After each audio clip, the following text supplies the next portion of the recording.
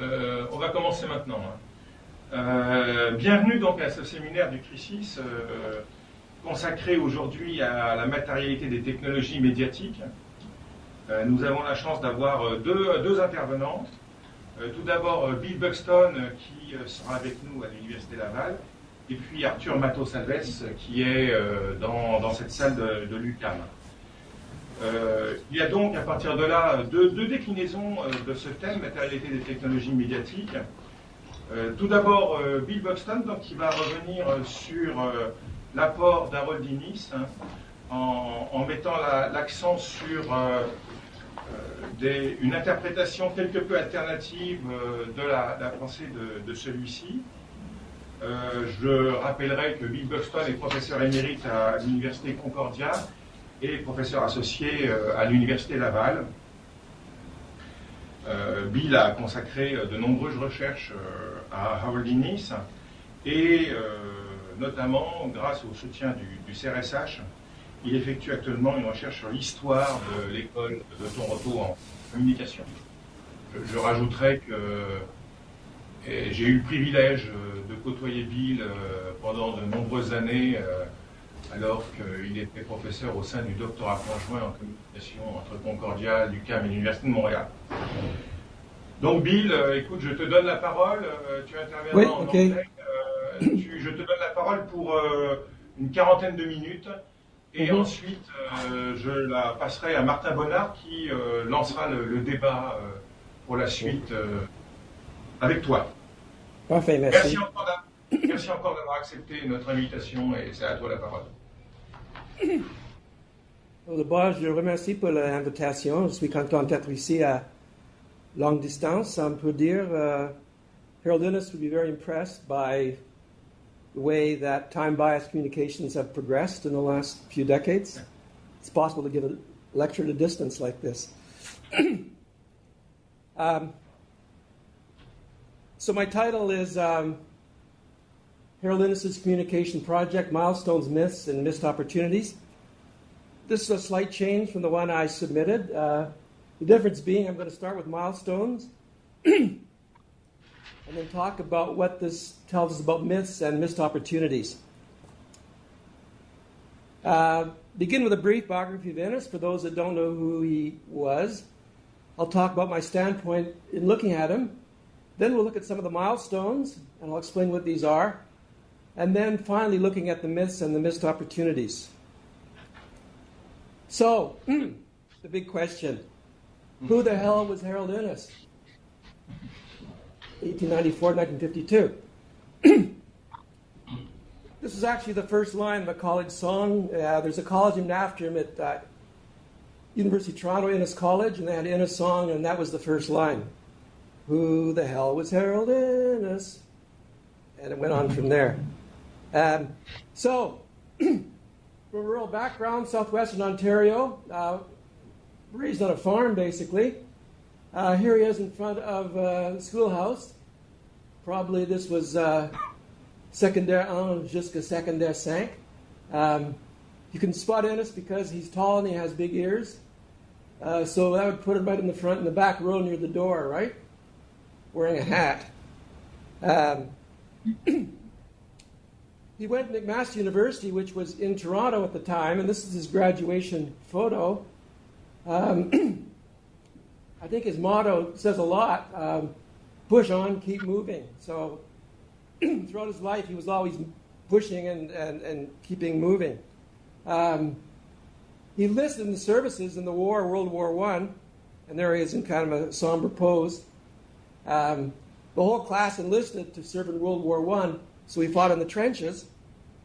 And this wasn't him, but this really captures some of the life in the trenches. You may see you have two different uniforms, light blue and khaki. Well, the light blue are basically the French troops who changed the uniform because they were too easy to spot by snipers. But they would study French in the trenches. And this is what Innis did. He had a little notebook, and he would learn French with his notebook in the trenches. This is his notebook, actually. At first, he was on the patrol to look after the horses, but eventually he was promoted to actually go out and do reconnaissance of enemy fire. And so one day when he was out trying to look at the trajectories of the artillery, he was hit by a bullet. Fortunately, he was a pack rat. He carried this book around, and you can see in the middle there's a hole. That's where the bullet hit. That's in the archives. And that basically saved his life. And you can see his observations.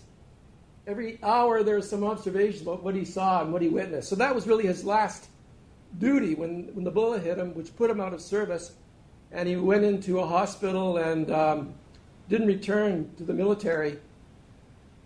Went back home to Canada, enrolled at the University of Chicago, where he did a PhD in economics, and worked in the Carrar Library primarily to do history of the Canadian Pacific Railway, and loved to work with maps. And this is a map that he annotated, indicating the actual routes of the train lines that are there. From there, he went on to teach at University of Toronto. It's funny because the same building that he went to university in now became the building for the department. It's still there on Bloor Street. If you go to Toronto, happen to go to the Royal Ontario Museum, it's right next door. So this was both University of Toronto, Department of Political Science, and prior to that, it was the University of McMaster. While he was there, he engaged in what was called dirt research, where he would go out to the northern reaches of Canada and actually observe what was going on, collecting data about Canada's staples industries. This one, I believe, would be logging. And he also wrote a book on the fur trade in Canada, 1930, which was his first major work. Say something about the standpoint I take on Innis. Basically, this is different than some approaches. What I thought he was interested in was not staples per se, but how staples were related to industrializing Canada. I saw him as an engaged intellectual. Which slide are you at? This one here? Engaged intellectual. Sorry, want to make sure this is the one you have. So I saw Innis as an engaged intellectual. His approach, I would call dialectical possibilism. He was very interested in French cultural geography by people like de BLACHE, BRUNHES, and de Mongeon. And he was interested then in the way that human beings interacted with their environment, particularly in terms of how Canada was industrializing, particularly in the phase that it was going through. And he saw it moving from, this is a term from Geddes called paleotechnic, which involved iron, wheat, coal railways, to what Geddes called neotechnic, which was mining, metallurgy, hydroelectric, pulp and paper, petrochemicals. So he was interested in the transition that Canada was making as a newly industrializing country. So to look at Innis, I think you have to use kind of an Innissian standpoint, which involves trying to detect both patterns and connections. So again, looking how industrializing staples intersected with geography, settlement, and transportation, which involved examining the ecology of infrastructure. Here I'll be painting on a broad canvas, meaning try to have the big picture, but at the same time try to examine some of the nuances and details.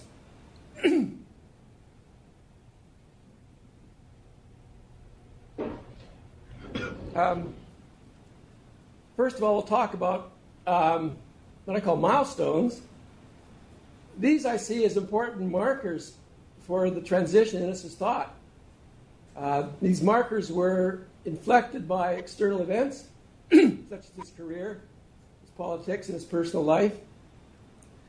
They were similar to what Stuart Hall called conjoncture, or what Van Gennep and Turner called liminal zones.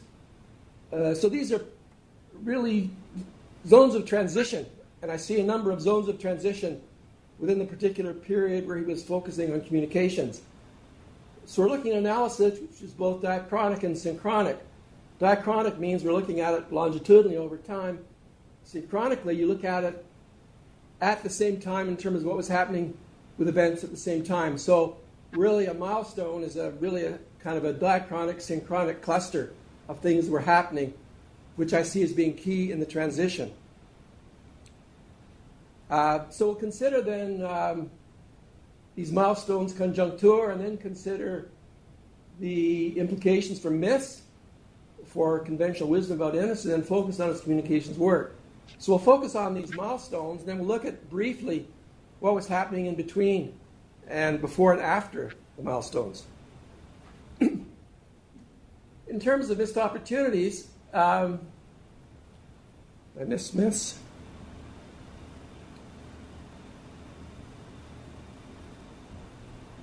Somehow I missed the myths. So myths are basically conventional wisdom about Innis that I'm challenging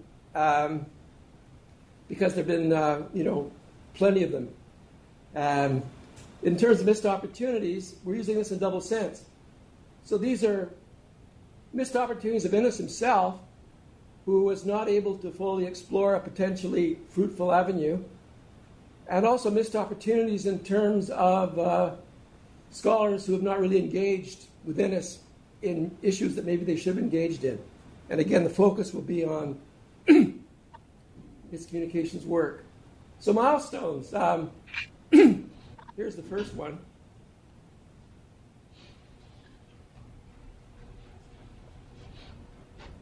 This is the period 1937 to 38, where there's the transition from pulp and paper to newspapers.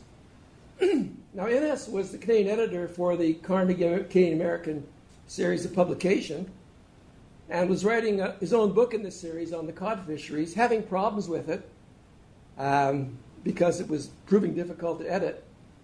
But he was also preparing a volume on pulp and paper for the series with a junior faculty member named Irene Biss, who was focusing on energy. So the idea was that Innis would do the pulp and paper, Biss would do the energy.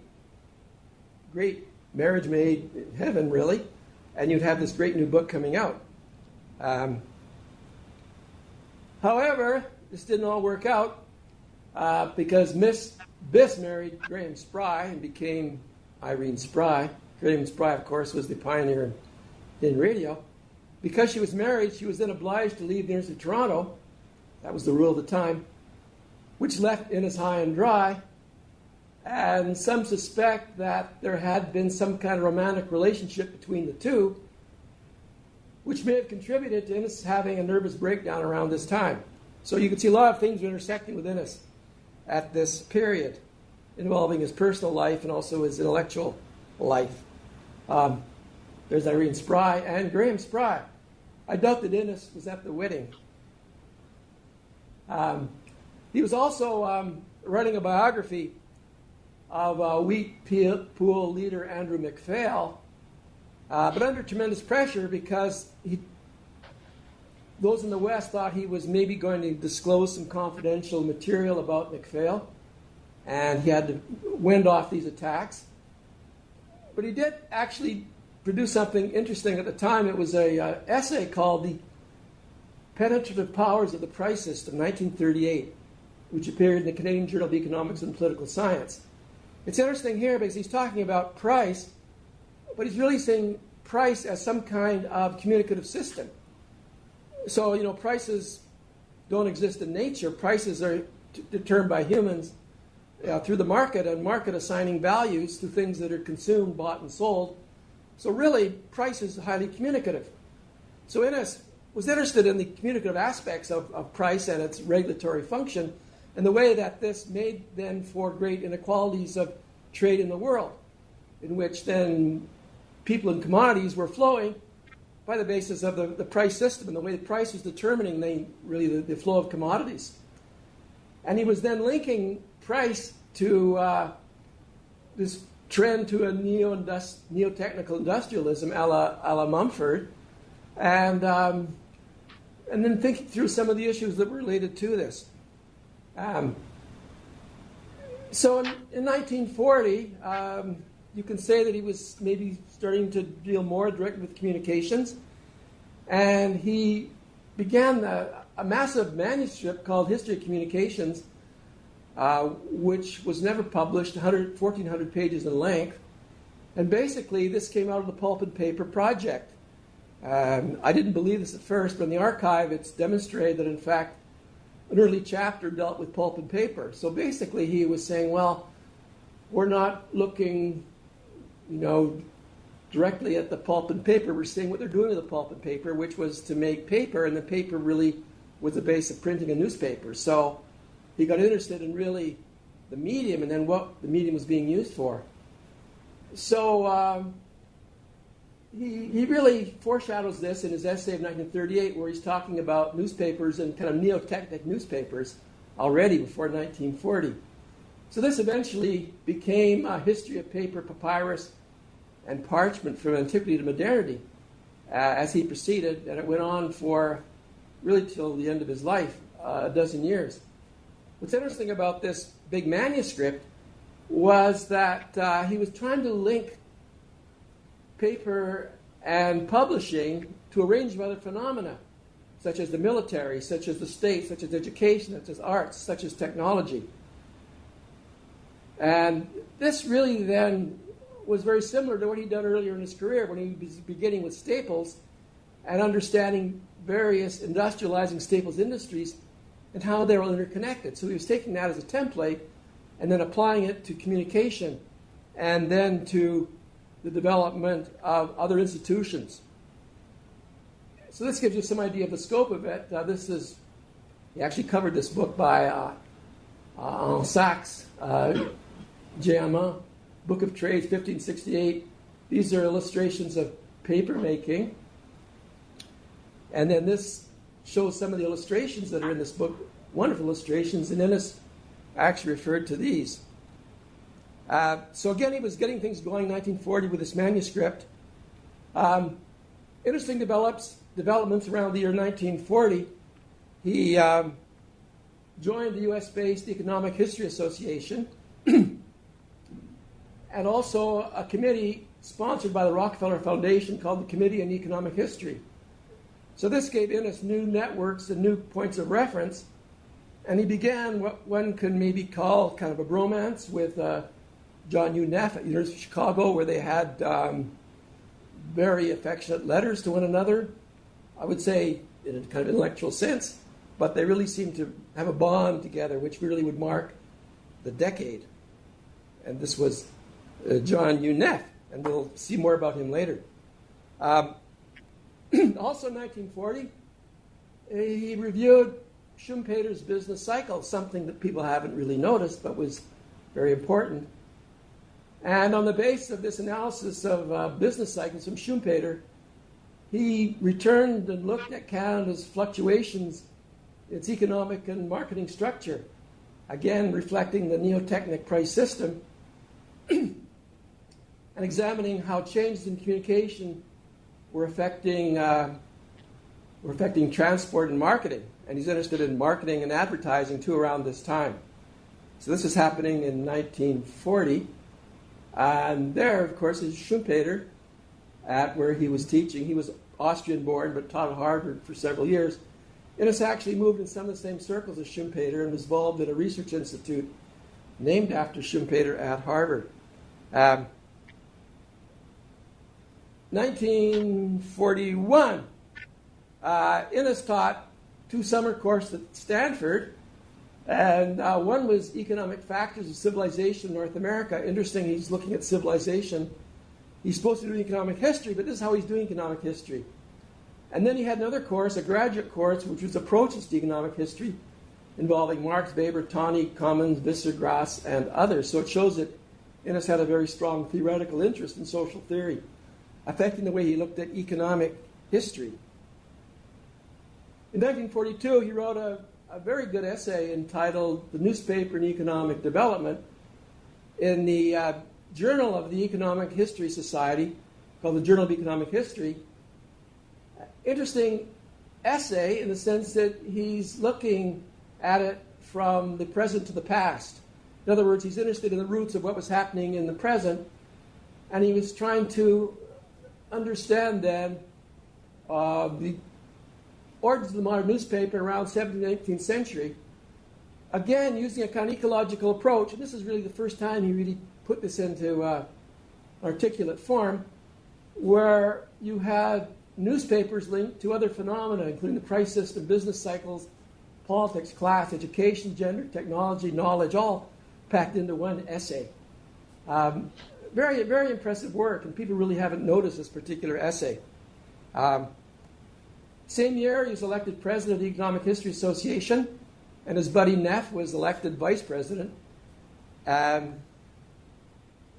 So this really set things up for another milestone year, which is 1943, 1944. And you can call this From the Crisis in Canadian Public Opinion to Cultural Economic History. So this was the time when Prime Minister William Lyon Mackenzie King was trying to close down humanities departments across Canada because he thought this was a waste of resources. People ought to be worried about the war. Innis and others objected strenuously to this, and particularly the fact that the King was centralizing everything. And Innis and some of his colleagues had a campaign to contest this because they thought things were getting too centralized. There is King and, I guess, members of his cabinet who were people he could communicate with. So this was going on. Interesting enough, he also gave a talk called The Crisis in Public Opinion, May 1943. This was given to a meeting of local and regional representative periodicals in Canada. And in this essay, or in this talk, rather, he never published it, he was really challenging the centralization of power and the way that the centralization was really shaping public opinion, and was arguing then that these journalists then had an obligation to try to contest this, and they should use 19th century British journalists as an exemplar. Again, this was a gesturing back to the essay he wrote in 1942 on the newspapers, right? Here he was drawing on that to talk about the political implications of these heroes of the 19th century British journalism that he saw ought to be models for Canadian journalists of the 20th century. He also wrote, this was actually a university address, called Some English Canadian University Problems. He was concerned about the way that the church and the state were being controlled by, were controlling universities. And so basically what was happening here, Innis was getting kind of fed up with Canada, I think, because he thought, well, geez, I'm just struggling and I'm not getting anywhere. But his relations with the U.S. are getting closer, particularly by virtue of the fact that he's involved in these two organizations.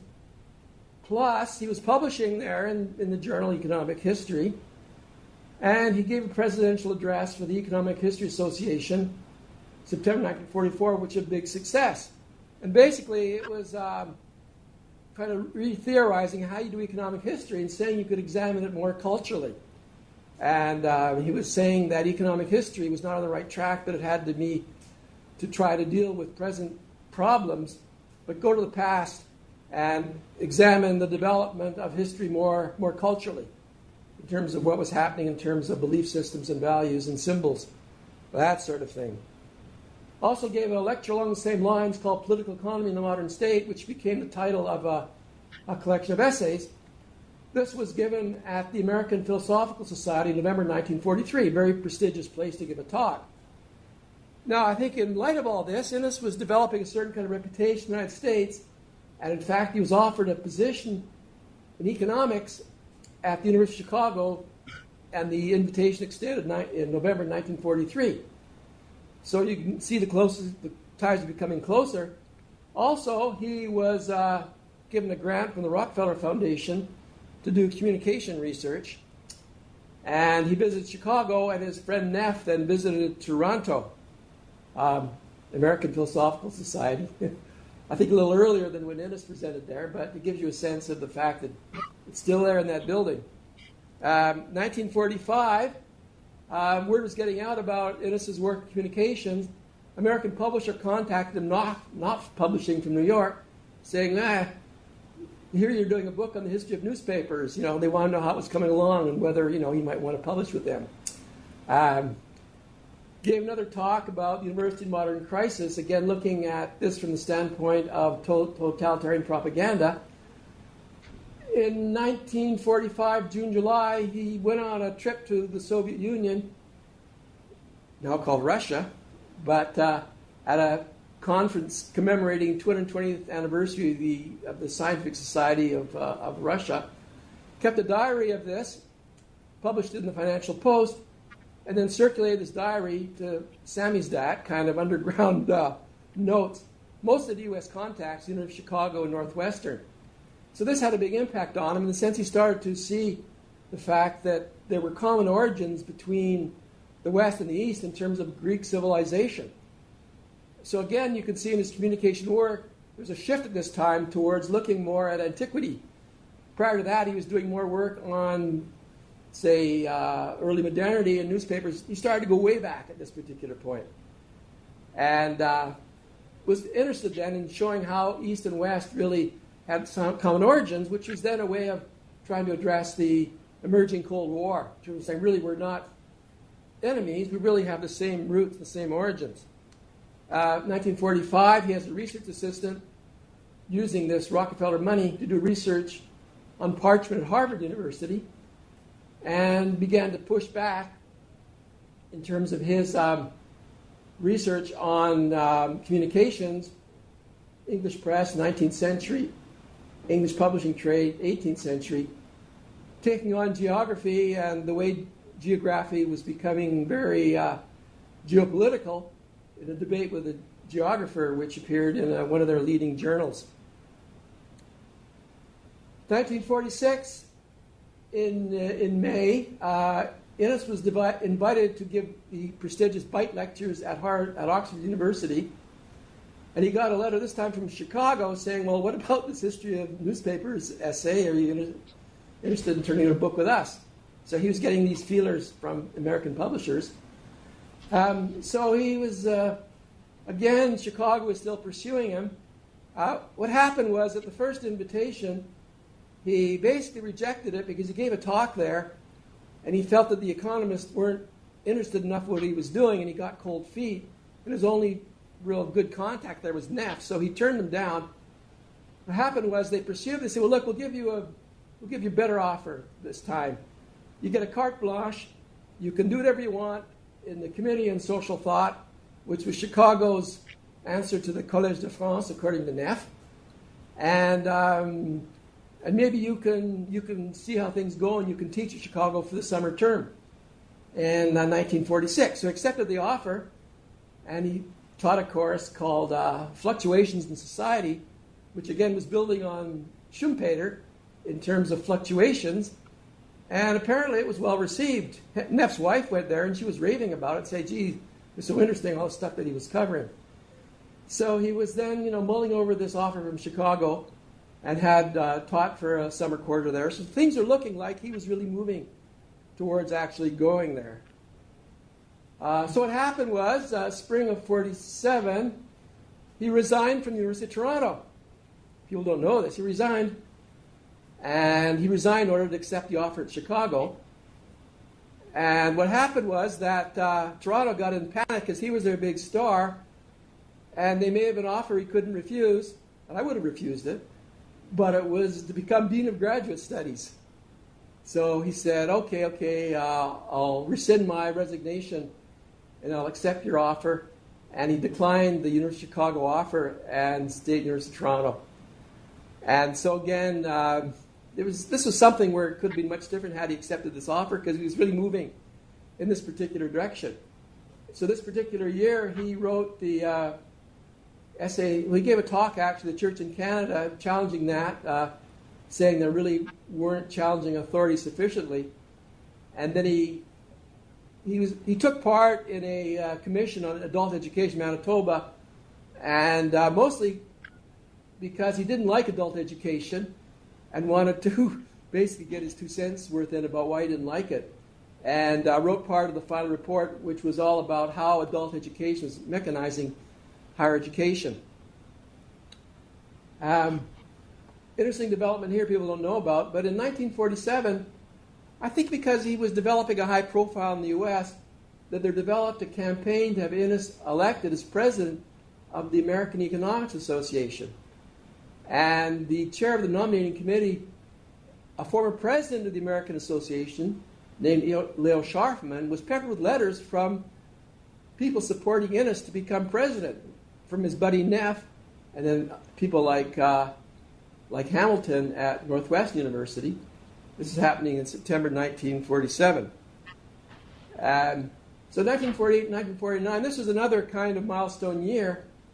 And you can talk about then there being kind of a transition there of Innis dealing with historical questions with some reference to modernity, to looking more directly at the implications of history to modernity or contemporary civilization, and gave 3 prestigious lectures or sets of lectures. The first was the Stamp Lecture, University of London, which was about newspapers. The second was a series of lectures called the Byte Lectures at Oxford University, 6 lectures about basically Empire and Communications became the book. And then the Cuss Lecture at the University of Nottingham. These are all in May 1948. And then the base of these invitations, he received another invitation to speak at a these were at All Souls, the Byte Lectures. He was invited to speak at the Commonwealth Universities Conference in Oxford, July 1948. And it's interesting because here he put all his cards out on the table and talked about in a very reflexive way about how history was informing what he was doing, and that they were caught up in the way that all knowledge is being mechanized, criticizing the conference itself. We just had all these people that are getting together, and what do? They just talk, and that knowledge is becoming shallow and mechanized and routinized. So he was really drawing out some implications of his historical work. So later that year, he was invited to a University of Michigan lecture series, and people don't know this, but it was called the Eminent Economists Lecture Series. And the person giving the invitation was a man none other than Leo Scharfman, the same guy who had been bombarded with letters from people suggesting Innis become nominated to be president of the American Economics Association. As it turned out, in this lecture series, 7 out of 10 had or would become presidents of the American Economics Association, including Innis, as it turned out, and 2 of them won the Nobel Prize. So this was indeed a kind of lecture series of eminent economists. And that's where his talk was held, which was sort of the prestige place, University of Michigan, called the Rackham Auditorium. 48, 49, December 1948, he was appointed to a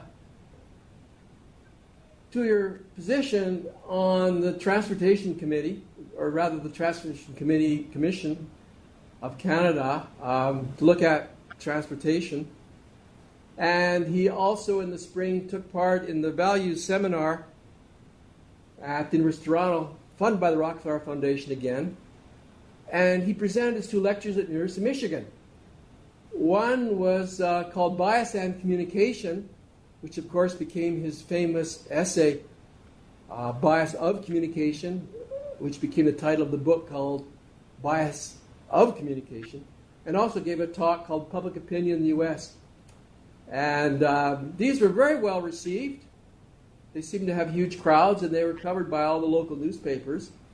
And it seemed to be very well accepted by the members of the faculty in the university.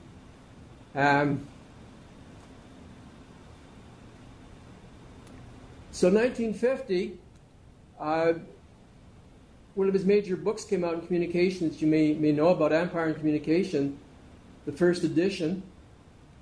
Basically, the Byte Lectures, somewhat revised. His essay, A Plea for Time, which again was a university address, in which he was trying to correct present-mindedness. And then he did an interesting review about 2 memoirs on Keynes, where he indicated he admired Keynes's value-based approach to economics. and there is the man himself.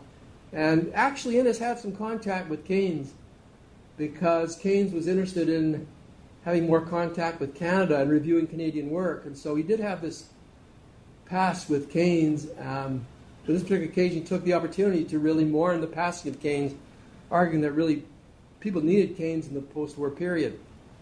1951, his book came out, Bias of Communication, the first edition, which is basically a collection of essays which were earlier and after, I suppose, the Bite lectures. He also gave a talk called The Concept of Monopoly in Civilization, and this was given at the Collège de France in July, and this is probably something that his friend Neff set up for him, who was actually an affiliate member of the Collège. And in this effort, it's a very interesting essay, and it's in a later collection published. But it seemed like he was really trying to find common ground with the Annales School here. And there, of course, is the Collège de France. And this is the person who chaired the session, who you may know, Lucien Febvre, who was one of the pioneers, co-founders of the Annales School. Who I guess was towards the end of his life, but chaired the session when Innis was there. And actually earlier on had reviewed one of Innis's collections, so he knew of Innis vaguely. 1951, gave a talk called Industrialism and Cultural Values, and this was given at the American Economic Association meeting, and he was invited by Frank Knight to give this. It was published in the American Economic Review. It's interesting because it's published, it's concluded, I think, in Bias of Communication, but they chop off the best part, which is the first part where he indicates the context, and basically he's responding to Knight's invitation. And I think Knight was trying to set Innis up so then they could renominate him to become president, basically. And so he gave a talk, it was published in the journal, and interesting paper, because it's very reflexive. And he was saying, well, why do we examine civilizations? Well, we do this in order to understand our own civilization. And said this was really full of perils. And then at the same meeting, he was finally elected president of the American Economic Association in December. So you can see that his career was really moving quite dramatically in terms of its American orientation. So again, kind of a milestone year, 52, 53. He was back in Toronto working, and a small book called Changing Concept of Time, a collection of essays, one of them being Law, Empire, Imperialism. Another small book called Strategy of Culture, which was all about basically the Massey Commission and challenging it. And so this was really kind of his final flurry, I suppose, of publications, and he died November 1952. So this meant that Innis was not able to give his presidential address at the American Economic Association, so it was held in December 1952. He had just died, so they basically mourned him at that particular session. Then subsequently, his son published an address that he was drafting for that particular session, but he never actually gave the address at the American Economic Association. What happened was that the Rockefeller Foundation, because of Innis's long-standing ties, gave a grant to people at Toronto to support the publication of Innis's work. And there was a formation of an Innis publication committee. Around the same time, 1952-53, Marshall McLuhan received a Ford Foundation grant to do a project called Explorations, and he actually got the grant because he was able to invoke Innis successfully in the grant application, saying this is all based on Innis, because the American foundations loved Innis. They said, geez, it must be good if it had Innis's name on it, that he's given this imprimatur. So basically, McLuhan was, in his way, trying to carry on what he saw as the tradition of Innis. So what happened was that you've got this publication committee, and they were thinking of trying to publish the history manuscript, but they turned it down. They said, well, geez, this is not the best work of Innis. It's pretty flyé, I guess would be the term. It's kind of very speculative. It's not grounded in this good archival research. It's using more secondary sources. So they didn't support it. Also, U of Toronto Press rejected it. So this thing never got published as a book at that time. What was published was essays in Canadian economic history, edited by his wife, Mary Quayle Innis, which was intended as a companion to Empire and Communications, but really, if you look at it, really wasn't much of a companion in the sense that there wasn't much common ground. The History of Communications manuscript was actually distributed in microfiche form. They said, well, maybe we can do something with it using this new technology. So basically, any libraries, including McGill, still has it there in microfiche, and that's the only place you can really find the whole thing. I don't think there are any in Quebec. Quebec City. It's at McGill, so that's in Quebec, yeah. 1957, Donald Creighton published his biography of Innis, Harold Innis, Portrait of a Scholar. This was using the Rockefeller money, so again, this was kind of the official view of Innis, one can say.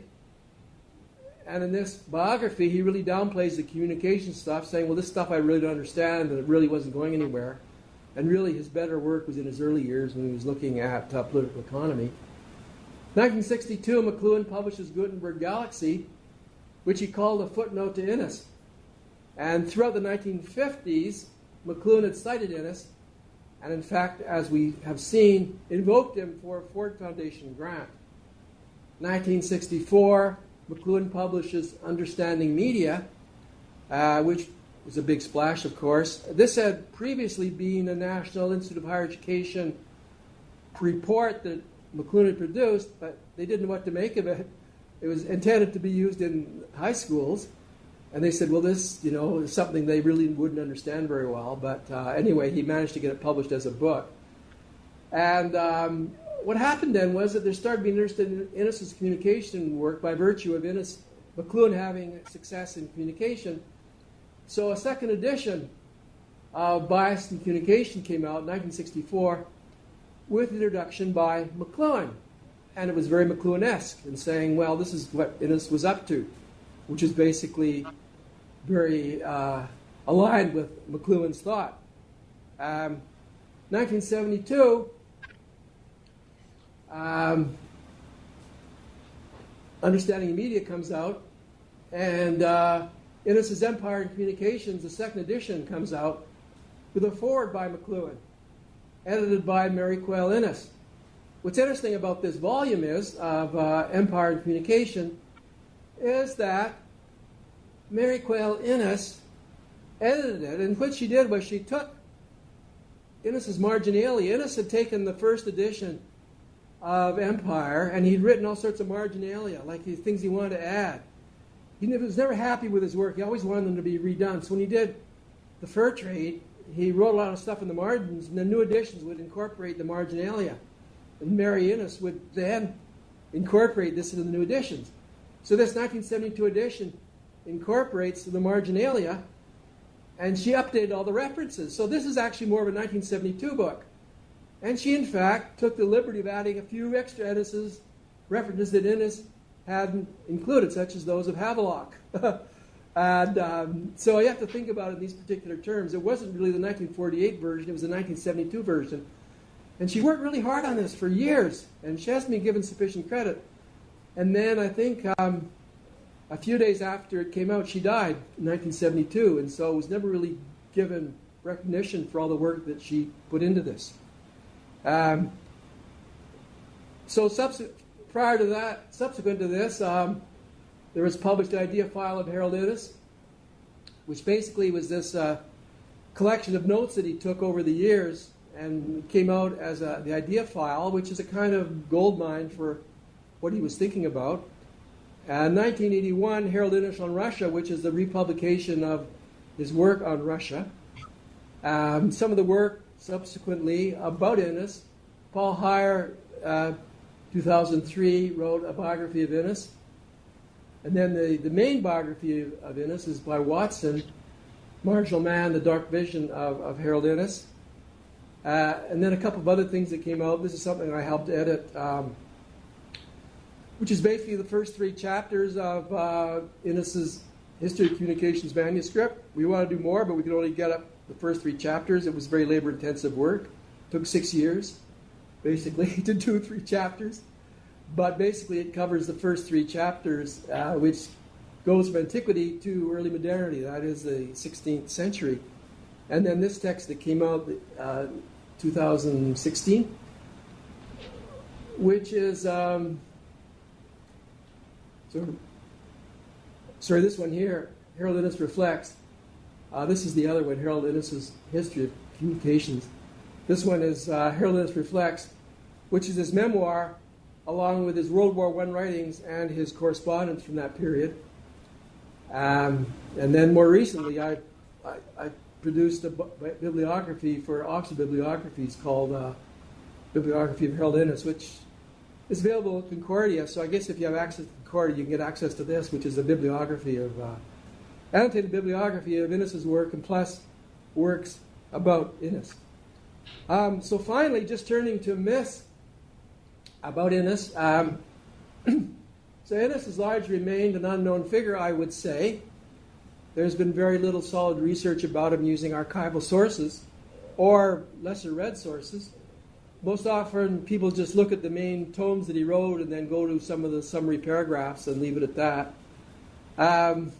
Interesting figure in terms of Canadian historiography, because I have the sense that basically there's a tendency for English Canadians to project their aspirations about being English Canadian upon Innis, and he represented all they thought was good about Innis, and they put a lot of emphasis on him as being really kind of an icon of Canadian nationalism, about breaking from the British Empire, about having autonomy from the U.S., and I think it was just too much for him to bear. That really, if you look at him closely, it really doesn't hold up. To put all this weight on Innis to really hold up this kind of image. And they often cite this particular line from the fur trade: Canada formed not in spite of geography, but because of it, saying, aha, and this doesn't work well for Quebec, does it? Well, Canada formed because of the natural waters and lake system, which means then they had the fur trade, and then these are the natural lines of communication, which then set the boundaries for Canada. It just doesn't work. But people still use it. But I would say it's just the reverse. That Canada was formed in spite of geography, and not because of it. That in fact he was a positivist and saw that there was an interaction between the geography and then settlement, and people doing things with the geography in terms of transportation and networks. I think that's a more reasonable way to see Innis, and that's the way he really seemed to look at things. So basically there's a tendency to reduce Innis to shorthand cliches. Innis, the Staples theorist, Harold I, the Staples guy, time and space bias, monopoly of knowledge. I see this view as a staple Innis highly flawed because it sort of invokes the fact that you've got this kind of Uralt Innis that's formed by the lakes and the trees and the beavers. He was more interested in the way Canada was industrializing, later phase, going from Paleotechnic to Neotechnic, and that was of concern to him in the present. So basically I would see this more reasonably to talk about positivism, about ecology, about infrastructure, about settlement, about transportation. And he had rather a weak sense of nationalism, that in fact he was more of a regionalist. He didn't like the national government particularly, but he had a lot of affection for the regions, whether they be the Maritimes or the prairies, and really supported regional development more than centralized development.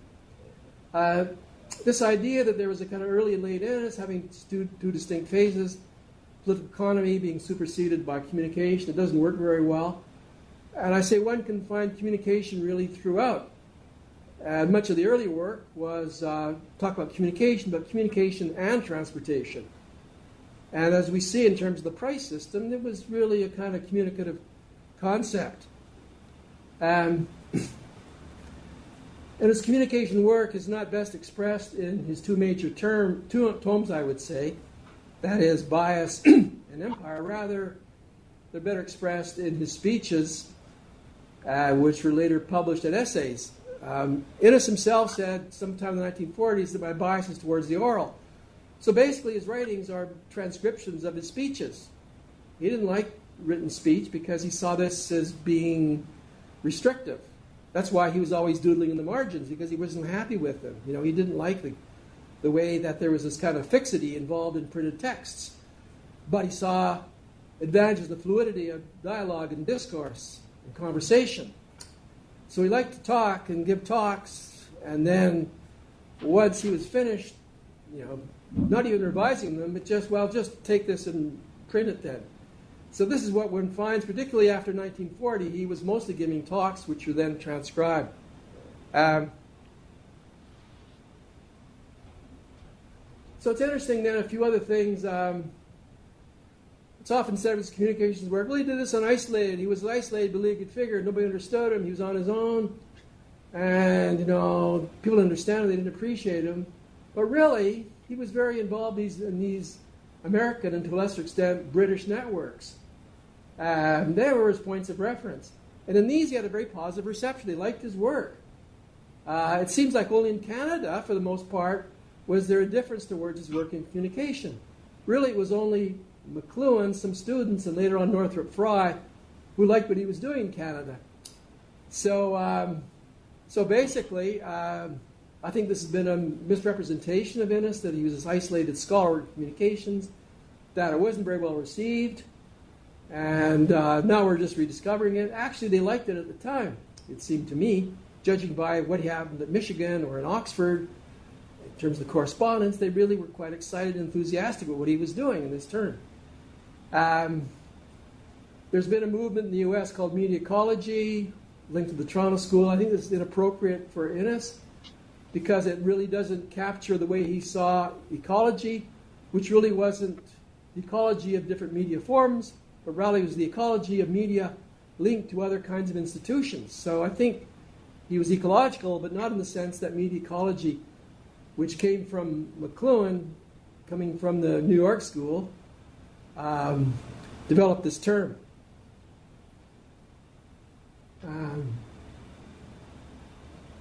So missed opportunities, finally. Innis's missed opportunities. Well, too bad he didn't do anything with pulp and paper.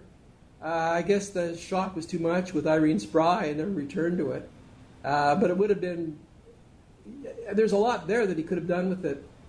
I think it was a missed opportunity not to take up the offer at Chicago. Maybe this is not the most nationalist thing to say, but I think that really he built up a lot of intellectual capital in the United States in the late 1940s, and that he really could have built on this to develop his thought and communication much better than he did. Because after all, he had this carte blanche, didn't have to teach very much. He had his friend Neff there. He had these networks. He had a lot of momentum there, and possibly he could have really done more with his work in communications. And I think it was a mistake for him to accept the appointment of the Transportation Commission. I think that was a bad job decision. It's too bad he didn't really do much with the History of Newspapers book. All the publishers were after him. He had a very nice set of really polished essays that could have become a very good History of Newspapers book. So in terms of Chicago, again, it seemed like there's a lot of momentum to go there. In fact, his family wanted to go there.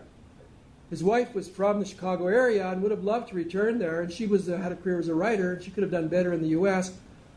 His son wanted to go there because of the comic books in the U.S. were much better.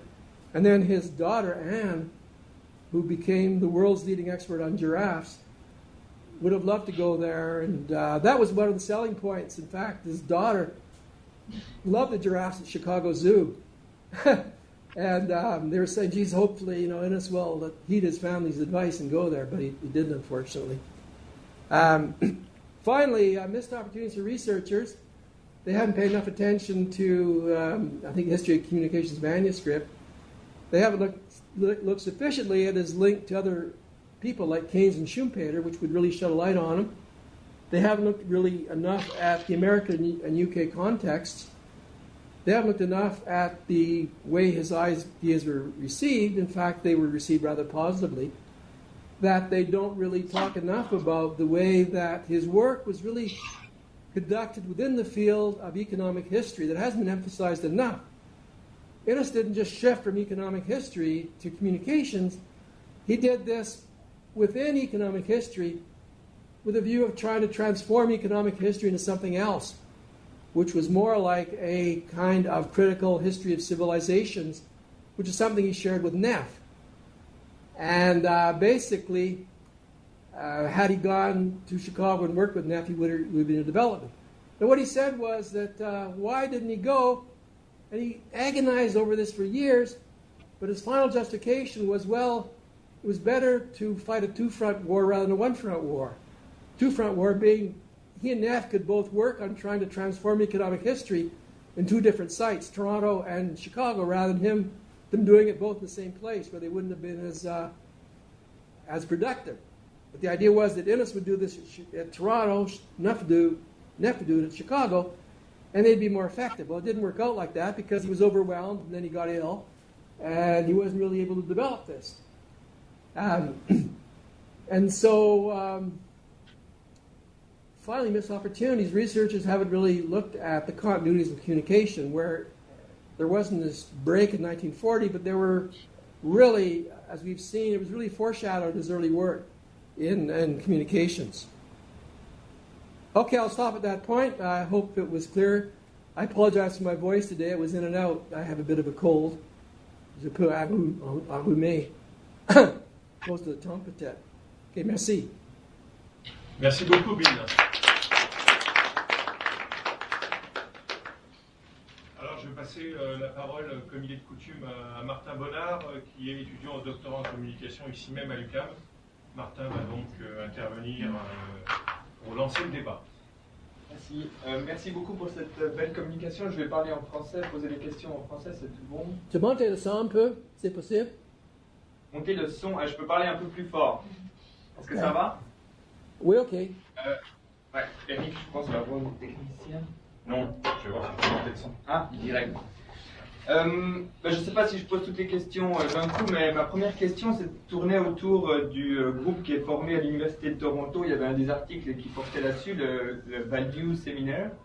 Oui, je me demandais si dans ce séminaire-là, quelle est la réception en fait des travaux d'Innis, pour avoir une idée un peu, quand il fait ce tournant vers, le terme est sans doute pas très approprié, mais quand il fait ce tournant culturel dans l'histoire économique, comment est-ce que les gens des humanités à l'époque reçoivent ça? Disons, sans doute que les économistes, on comprend assez bien qu'ils trouvent ça un petit peu non orthodoxe, etc. Mais de l'autre côté, du côté des gens des humanités, en histoire, en sociologie ou comme ça, est-ce que là, quelle est la réception de ces travaux à l'époque? Okay, so you're asking about the value seminar? Yeah. And the implications for developing a different approach to communications? Surtout la réception des membres de ce groupe de ce que propose Innis, parce que dans l'article en fait, on comprend qu'ils prennent dans l'article on comprend qu'ils prennent beaucoup disons avec beaucoup de pincettes les différentes choses qui sont dites par les experts et les chercheurs, mais on comprend pas trop comment est-ce qu'ils réagissent aux propos d'Innis à l'époque. Okay, well it's difficult to say.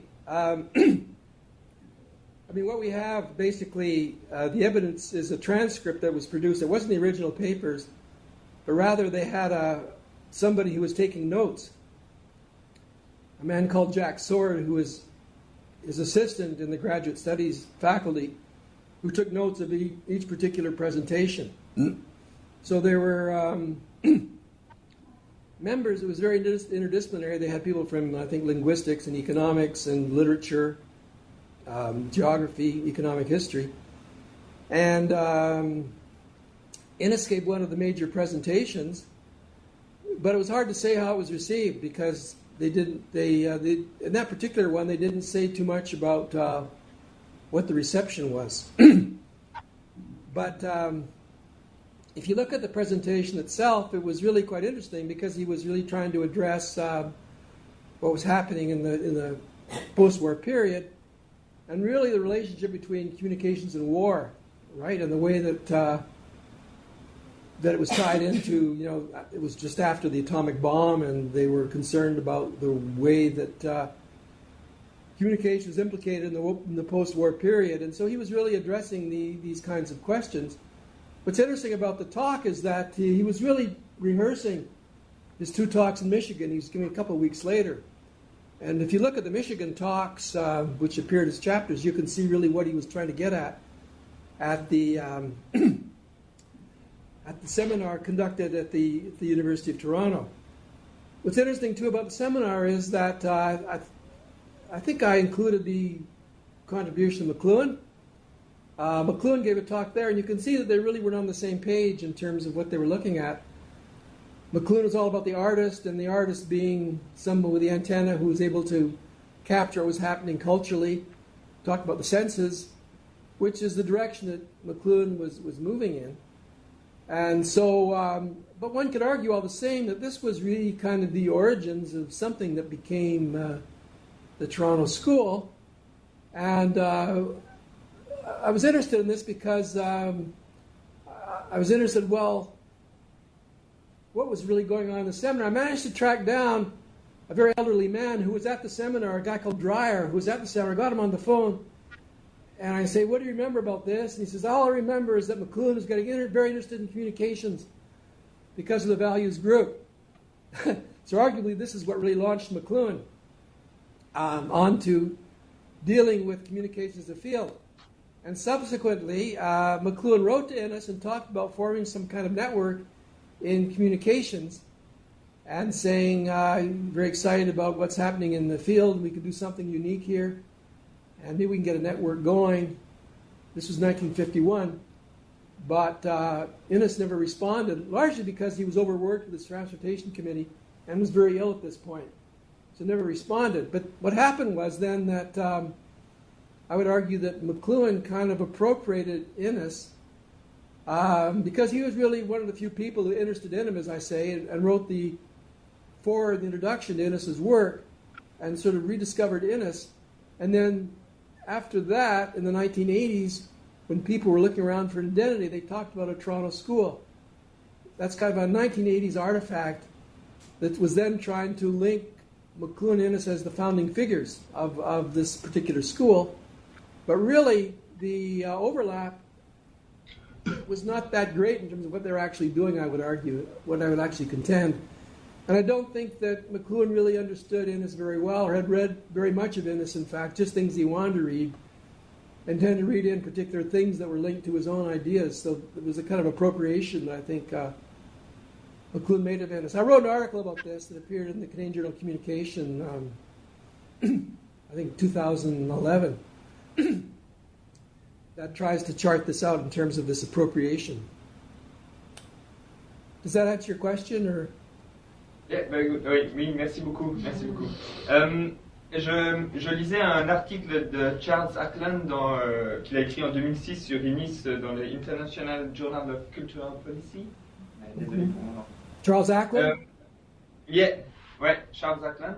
Et il écrit, et il écrit, il essaye d'un peu appréhender cette contribution de Innis à quelque chose d'autre que l'histoire économique. Il décrit ça comme une histoire économique de la connaissance. Donc il prend un peu, il reste toujours au sein de l'histoire économique, mais il dit là, l'histoire économique change de sujet et s'intéresse à l'histoire de la connaissance. Et vous, dans la présentation et dans les slides, vous parlez plutôt d'une histoire économique d'un point de vue culturel. Oui, exactement. Est-ce que vous pouvez peut-être un peu parler de la différence entre ces deux conceptions? J'imagine que la deuxième a la bonne préférence, mais juste parler un petit peu de la différence entre ces deux conceptions. A very excellent question. Actually, Charles wrote this. We gave papers together in Britain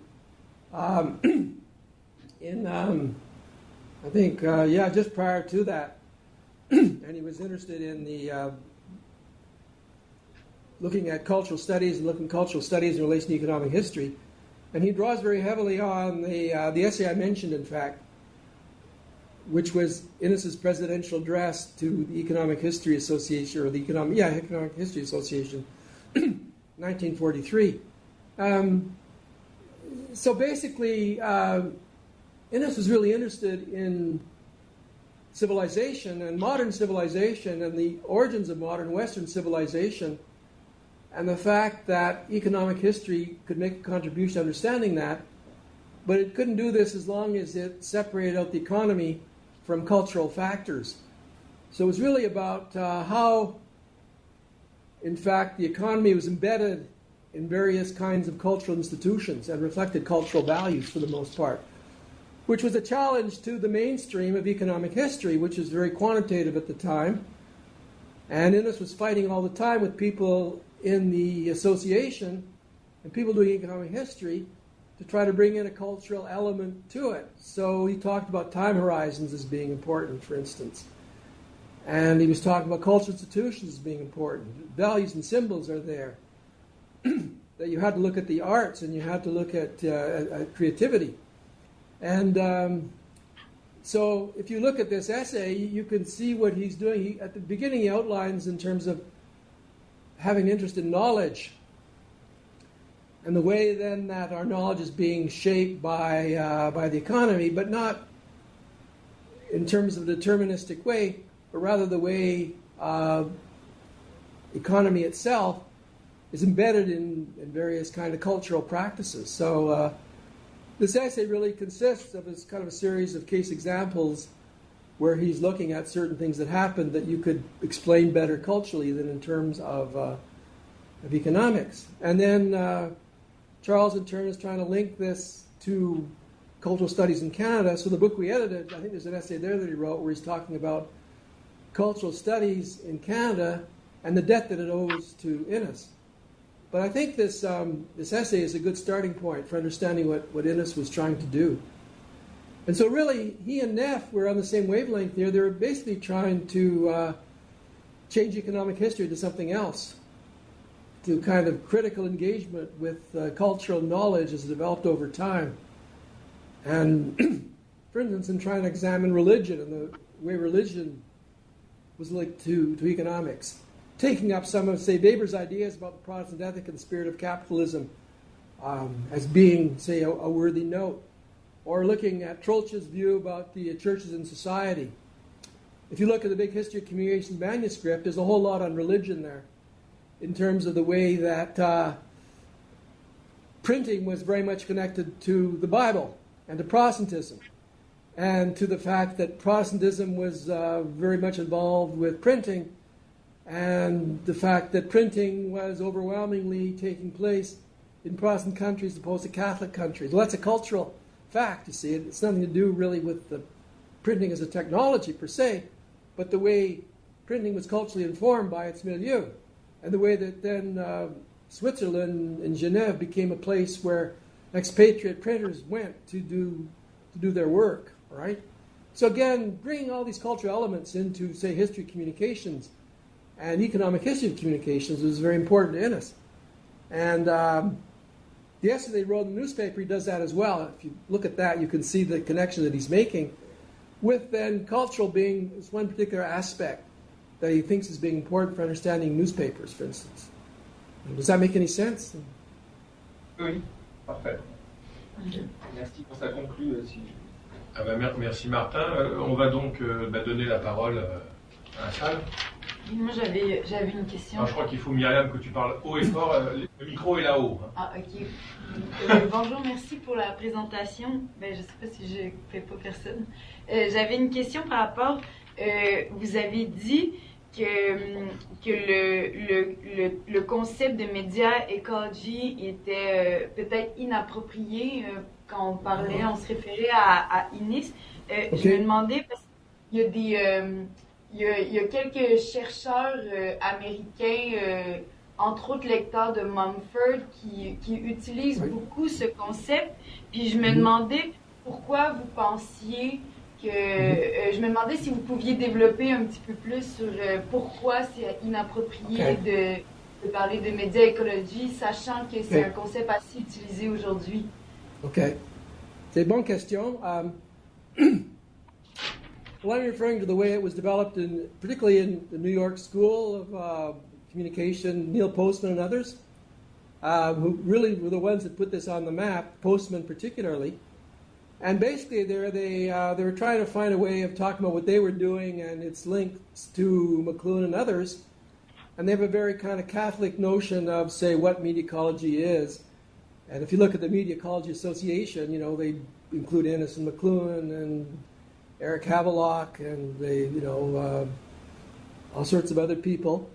James Carey, of course, who they include in this.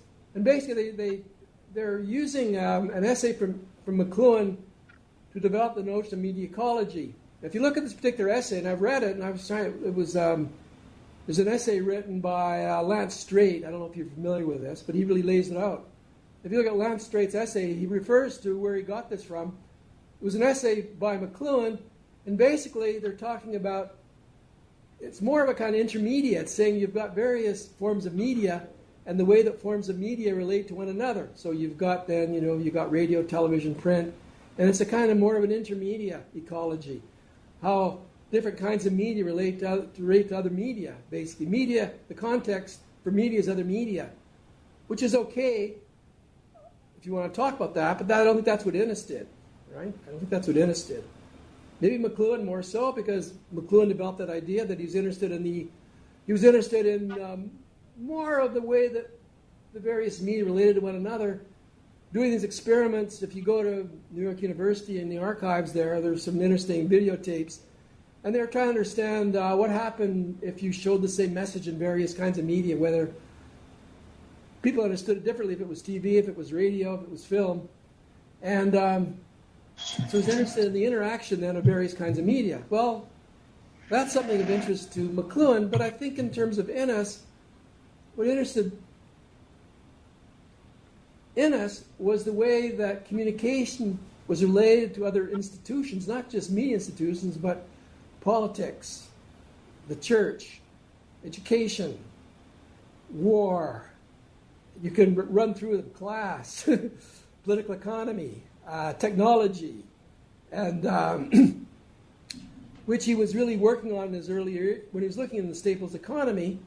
He was always interested in, we've got the fur trade, but the fur trade is related to the railways, it's related to the wheat economy, it's related to fishing, it's related to other forms of agriculture, it's related to settlement. And he had this whole vision of how all the various industrializing staples industries are all interconnected, right? And he saw his task as sorting that out. And he would teach his classes, and he would have seminars, and he would say, he would assign them, he'd say, you can do your essay from this list of courses, of this list of topics, and one of the topics was often, how was the fur trade related to the railways or to the wheat economy? And he was getting his students to do some of the legwork for him by trying to sort this out. So he was doing this then with the early years, so much so that he almost left the academy because he became such an expert on industrializing staples that he wanted to work in the private sector as a kind of consultant. But luckily he didn't do this, but when he came to do his communications work, I would maintain you can see the same thing applied then to communications. If you look at the essay that he wrote on newspapers from 1942 that I referred to, it's well done there. And then in the essay 1938, Penetration of the Price System, again you see this. And then in the History of Communications manuscript, again you can see this in the book we edited. He just moved from one thing to another.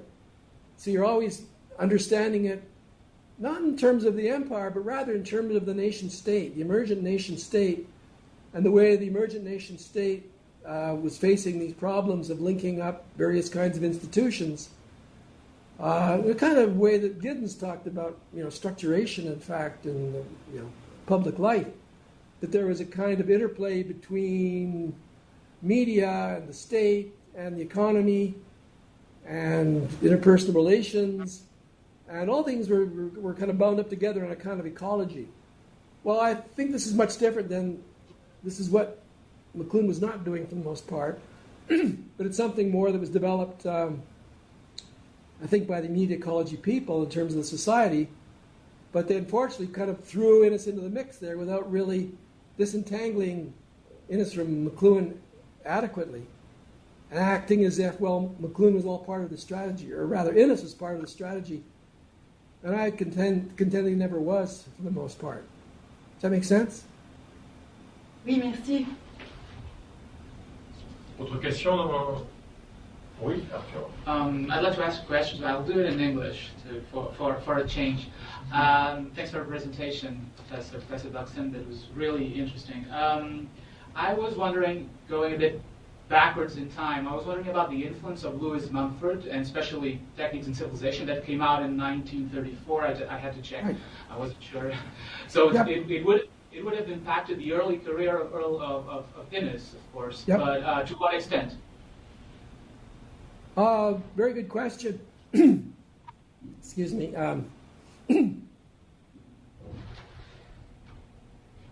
Yeah, it came out, I think, just at a time when Innis was becoming more interested in what he called, or from Mumford, the neotechnic phase, which he saw as a kind of new phase of industrialization involving, hydroelectric power, involving gasoline, involving aviation, involving pulp and paper industry, and a lot of this came because of his involvement with the North. And I edited a book, well, Harold did this on the North, and he saw really the North as being kind of the beginning phase. The North was really foreshadowing what was going to happen because of all the new forms of industrialization that were taking place in the North, with development of new transportation linkages, the use of gasoline, the use of snowmobiles, the use of hydroelectric power. So this was happening, in the early 1930s. And then in 1936, he co-authored a book about mining and settlement with Arthur Lower. And the book on mining, that's where you see it for the first time, which was in 1936, where he refers to Mumford and to Geddes more explicitly, in terms of them really theorizing this in a way that hadn't been done before in terms of a new phase. But actually, what he does, he really cites not only Mumford but Geddes. And in fact, as I understand it, Mumford was really influenced by Geddes, and they had a kind of exchange. And some of Mumford's ideas really came from Geddes, who developed these ideas somewhat earlier. But again, this is something that hasn't really been acknowledged significantly in Innis. So again, we hear this, well, I have 1936, and then you can see in the essay Penetration of the Price System, 1938, where he's referring again to Mumford. And then I think what happens is then he moves on to Schumpeter and business cycles and hooks us up with Veblen and the price system. And so all these really became the basis by which then he really saw the backdrop of communications, in fact, in this new world. But I would say that Mumford was very important for him. And I think he was looking around at this time. I think he saw, well, Veblen is fine, but there are limitations with Veblen. But if you look at Geddes, and if you look at Mumford, if you look at Schumpeter, they're actually somewhat richer, less restrictive than Veblen. So really, Veblen was the basis, but then he was really amplifying Veblen and theorizing more than the way he could go. Now, necessarily, he was very theoretical, and he didn't even look much at Veblen, but he was teaching a class. It was basically a class on staples, on forestry and pulp and paper and lumber. And the students were all complaining that they were seeing all the trees but not the forest. And they wanted to theorize more. And so he said, really, I have to do something about this. So he turned to Veblen at this particular point. And they said the course really improved because he started to incorporate Veblen in the discussions. And so by the late 1920s then, he was becoming a little more theoretically adept. And he wrote actually an essay on Veblen, a bibliography of 1929, in which you can see his debt to Veblen more clearly at that particular point. But prior to that, he wasn't particularly very theoretical. His big book on the CPR was not very theoretical at all. It was very descriptive, in fact. So he was a kind of late comer in terms of theory, one can say. Does that answer your question? Yes. Very much so. Thank you. On peut encore prendre quelques minutes. Oui. Oui, alors, merci Bill, c'était très, très, très éclairant. Tu as répondu à deux de mes interrogations à travers les questions de Myriam et de Arthur. Alors, j'aimerais t'entendre un petit peu, si c'est possible, sur son rôle auprès du Conseil canadien en sciences humaines, CHURC. Il me semble qu'il a joué un rôle historique relativement important. Ça, c'est la première question. La deuxième, c'est histoire de communication. History of communication. Est-ce que c'est différent de ces autres essais sur la communication, notamment Empire and Communication and the Bias? Après, puisque tu as eu connaissance du contenu. Yeah.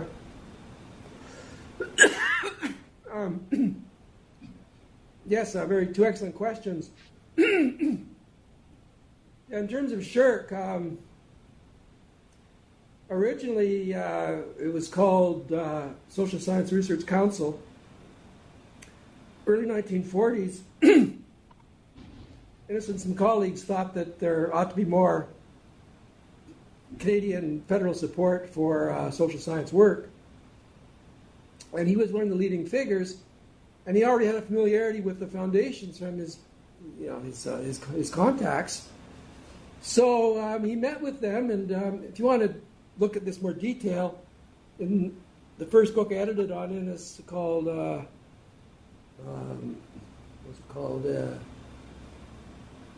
Harold Innis in the New Century. There's an essay on it by what's his name? Don Fisher, in which he lays out in some detail. Donald Fisher.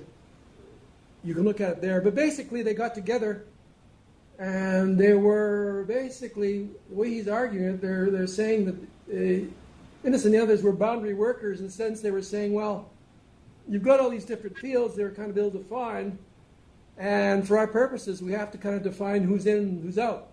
They're boundary workers. So they had various candidates, and they couldn't choose everybody who had kind of claims on the social sciences. So they basically worked out, they say, well, these are the people that count because of their own biases, I guess. And they say, well, you've got economics, of course, you've got sociology, you've got anthropology. I think maybe I don't know if the humanities are in there or history was in there, but they basically worked out this arrangement where they all had representatives, and they would then have an organizing committee, and they would oversee funding for this. And they managed to get funding for the Rockefeller Foundation for a few years.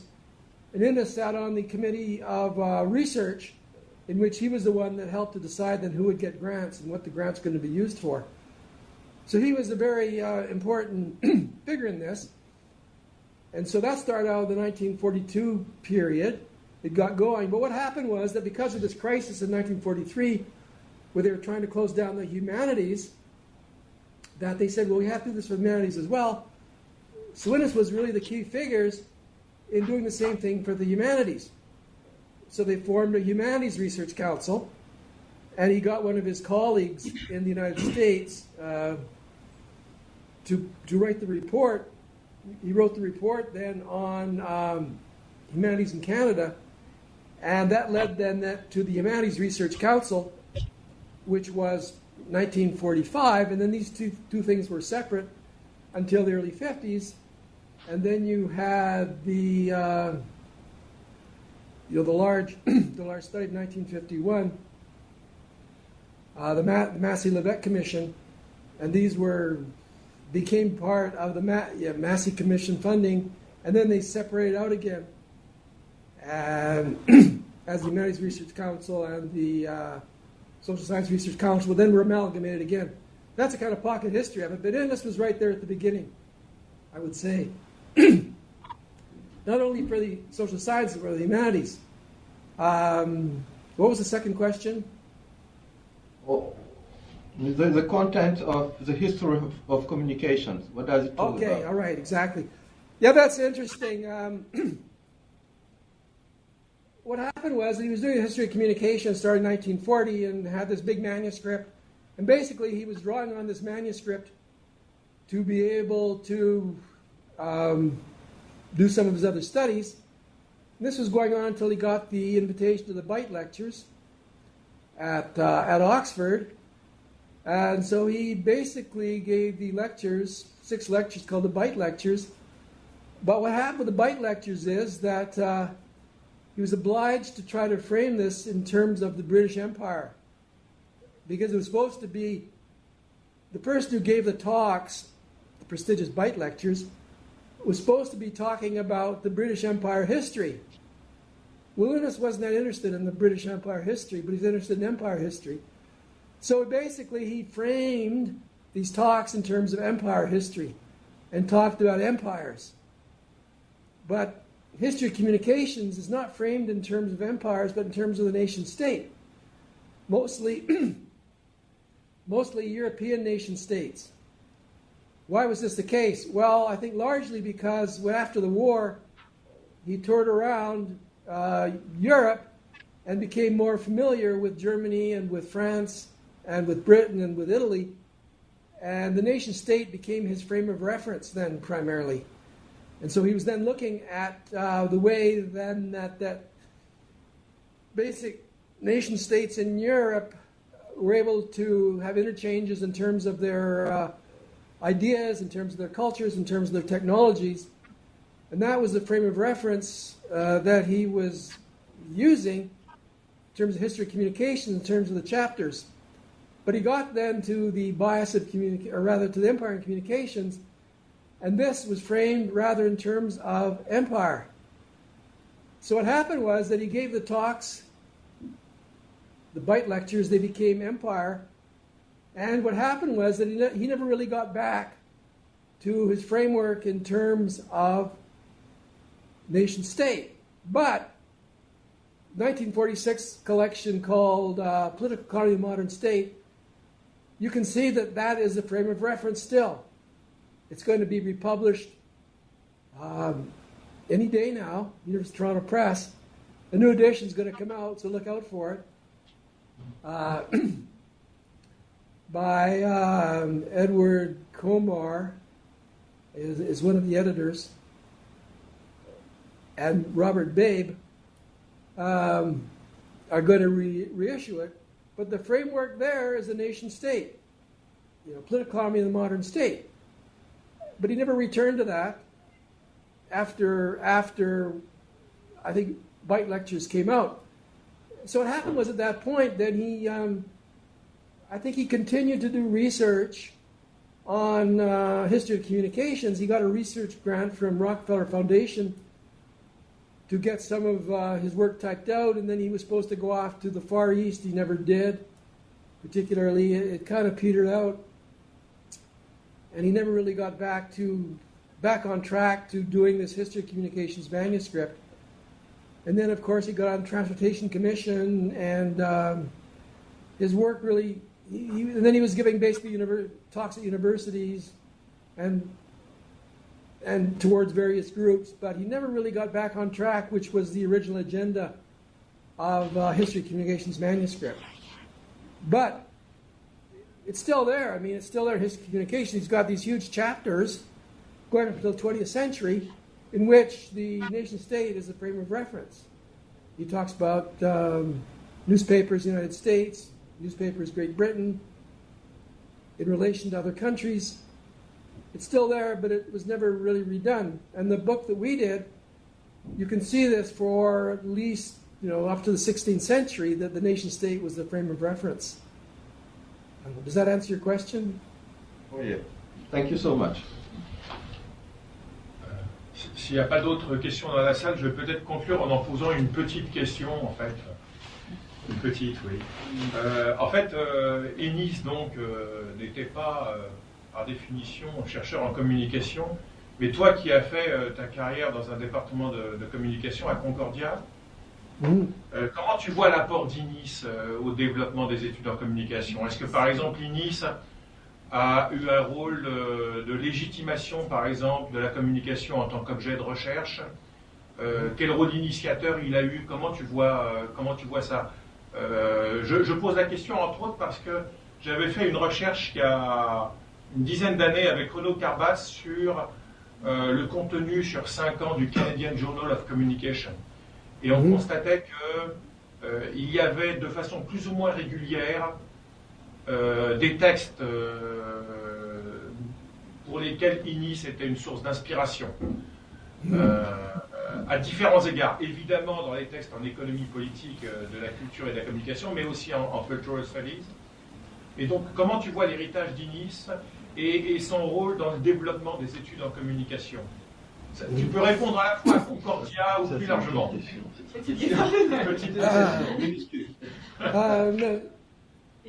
Yeah, very good question. I would say Concordia, I would say not so much. I think just Charles Ackland and myself were the ones who were holding up the Innisian flag for the most part. I think my colleagues were less interested. But I think in terms of the Canadian Communication Association and in terms of the journal, I think, Innis has had a very high profile. If you look at the journal, there's been quite a bit on Innis over the years. They've been very generous in terms of publishing material on Innis by myself and by others. At the same time, I guess what I was trying to get at here is that I think there's a need maybe to go beyond some of the usual readings of Innis and to maybe engage with some different kinds of questions about Innis, which involve maybe looking more at archivally based research or looking at the lesser known work, which is what I was trying to do today for the most part, which is try to see him in a somewhat different light. Because I think the tendency is to try to go from particular, I suppose, cliches about Innis, conventional wisdom, bias of communication, monopolies of knowledge, staples, and then kind of go from there without maybe looking at some of his other kinds of ideas. And I think the ideas about ecology here, which I don't think have really been understood adequately. And I always wonder, why is this the case? And I think it's because the readings of Innis have been very restricted. Now, if you look at the scholarship on Innis, for the most part, they basically just refer mostly to empire and communications and bias of communication. And these works, I think, just particular essays or particular passages are taken over and over again, where Innis occasionally surfaces and says something theoretical about what he's doing, about bias and time bias or space bias, and people jump on these, and they're very interesting ideas, but I'm just saying there's much more to Innis than these. And I think he's a much more complex thinker than people give him credit for, that he was actually going off in a lot of other directions. And the thing was, he didn't see himself primarily as a communications thinker or theorist. He was somebody who was trying to rethink economic history or history of civilizations, incorporating communications and saying, well, if you look at this from the standpoint of communications, what does it look like? What does it look like in terms of knowledge, in terms of understanding, in terms of epistemology?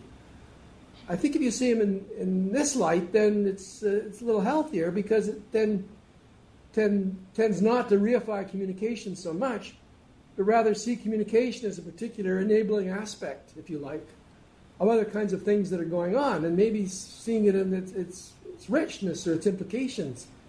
And that's what I like about this essay that I was rereading, called Newspapers and Economic Development, where he basically talks about newspapers at the beginning, but then he just talks about them in relation to all sorts of other things, moving from one thing to another in a kind of a brilliant fashion. The problem is, this essay has never really been looked at by most scholars. It's buried, it was republished, but buried in Political Economy of the Modern State, which hasn't really been included in, I suppose, the pantheon of Innis's works. It's coming out again, but half of it deals with communication issues, but basically it's been ignored.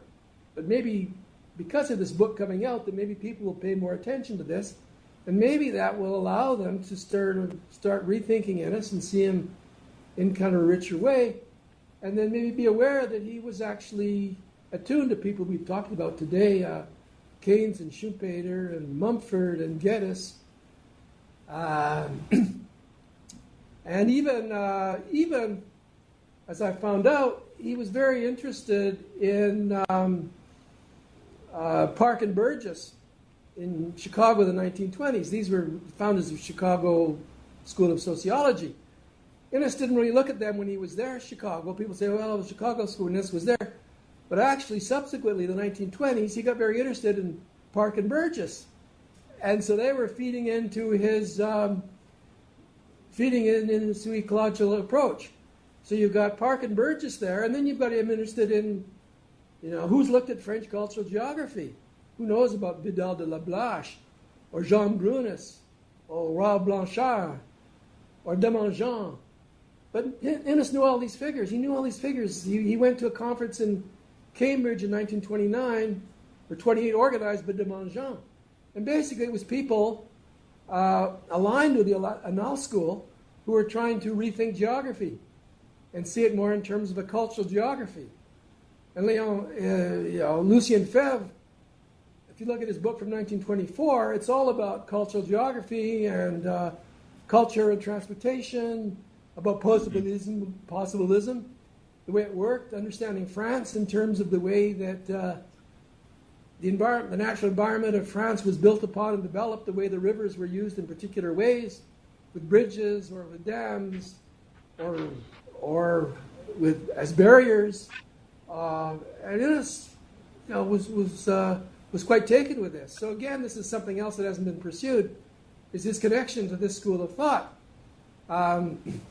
And so he was always very close to people working in cultural geography.